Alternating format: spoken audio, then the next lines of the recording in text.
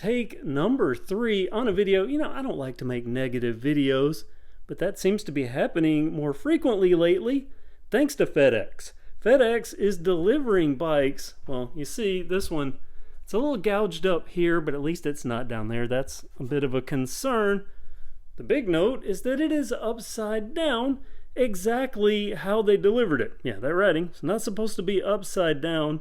There is a this end up, yeah, something like that. Don't lay flat. At least they didn't have it flat. I did see that. But I will say, when they first showed up, I knew I was receiving this bike today.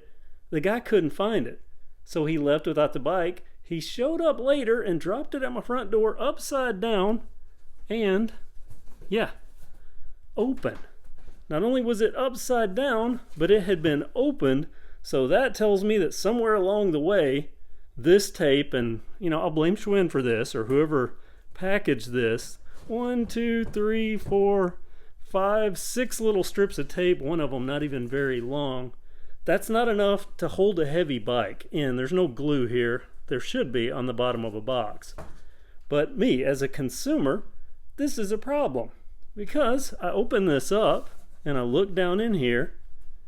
Well, the first thing, this is the fork. These are fragile, these fork ends. This is the padding that is supposed to protect them. It had fallen down in there, probably fallen out, and someone put it back in. But the big thing is there's no accessory box.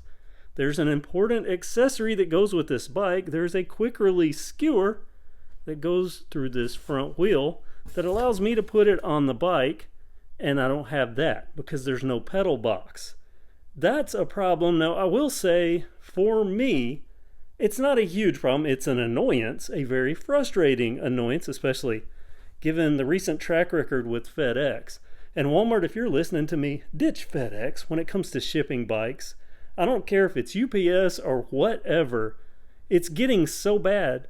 I am seriously considering not ordering any more Walmart bikes that have to be shipped unless I could pick it up at the store. It's getting that bad. And I don't like other people assembling my bikes. I want to do it myself so that everything is proper, nothing gets scratched, and all that. But come on, Walmart. You got to do something, because this is getting bad. And for me, as I mentioned, this is a frustration, a very annoying frustration. But I want you to think about something.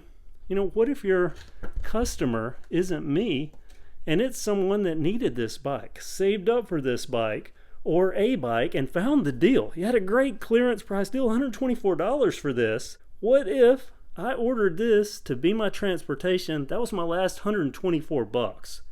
This arrives like this, without the pedals and without the parts that I need to make it usable, not to mention the reason I ordered this nice new derailleur that looks to be clutched, but it's pressed up right against the box, right where those marks are. So hopefully when I pull this out, that part works. But the bigger concern, if I were a customer and it was my last $124 and I needed this bike, I called Walmart support to complain, and I thought, well, maybe they'll arrange getting a skewer sent. Now, I could call Schwinn, and I'm pretty sure Schwinn would warranty this, but I wanted to see what Walmart would do.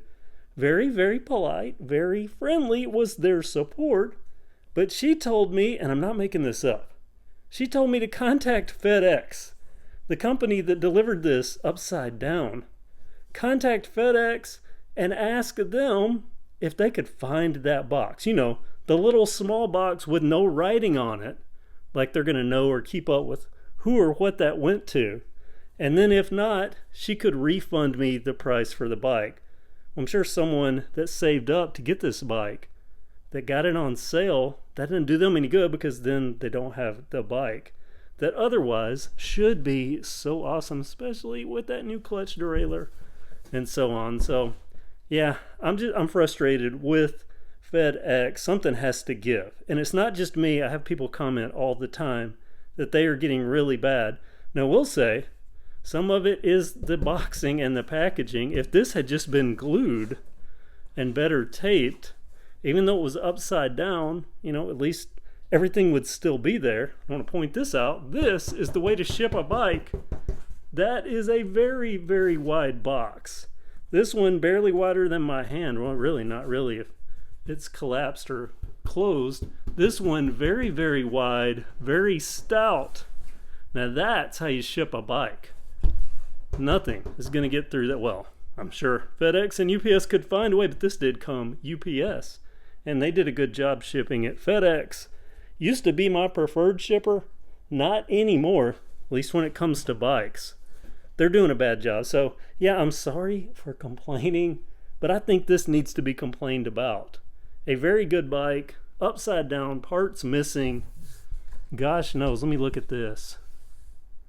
You know, these are fragile, and if they're not lined up, if they take a hit, that can be bent. I don't know, looks pretty good here. So this was in there, so hopefully that protected it. Still, not ideal. A rant about FedEx and a message to Walmart. Come on, Walmart, you have the power. If there is any company that has the power to snap another company into shape, it's gonna be you. So I'm gonna put this at your feet and see what happens. I don't know if you'll ever see this, but if you do, this isn't good. Not good for your customers that every penny, especially right now, matters to. And you're having some good deals. I mean, this was spectacular. So there we go. That's today's video. A rant. Have a great day.